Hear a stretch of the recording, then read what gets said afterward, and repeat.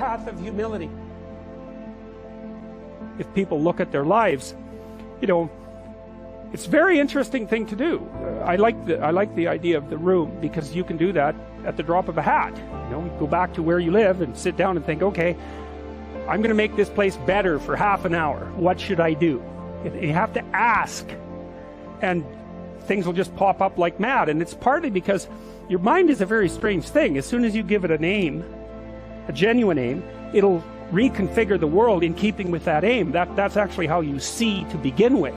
And so if you set it a task, especially, you have to be genuine about it, which is why you have to bring your thoughts and emotions together, and then you have to get them in your body so you're acting consistently. You have to be genuine about the aim, but once you aim, the world will reconfigure itself around that aim, which is very strange.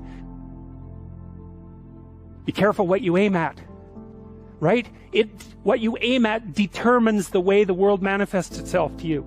And so if the world is manifesting itself in a very negative way, one thing to ask is, are you aiming at the right thing? Now, you know, I'm not trying to reduce everybody's problems to an improper aim. People get cut off at the knees for all sorts of reasons. You know, they get sick, they have accidents.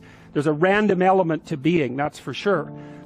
And so you don't want to take anything, even that particular phrase, too far. You want to bind it with the fact that random things do happen to people. But it's still a great thing to ask. And so what that means is, well, you get up in the morning and you're excited about the day. You're ready to go. And so as far as I can tell, what you do is you specify your long-term ideal.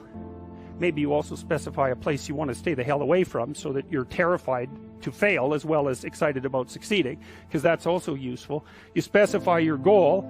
You do that in some sense as a unique individual. You want to specify goals that make you say, oh, if that could happen as a consequence of my efforts, it would clearly be worthwhile.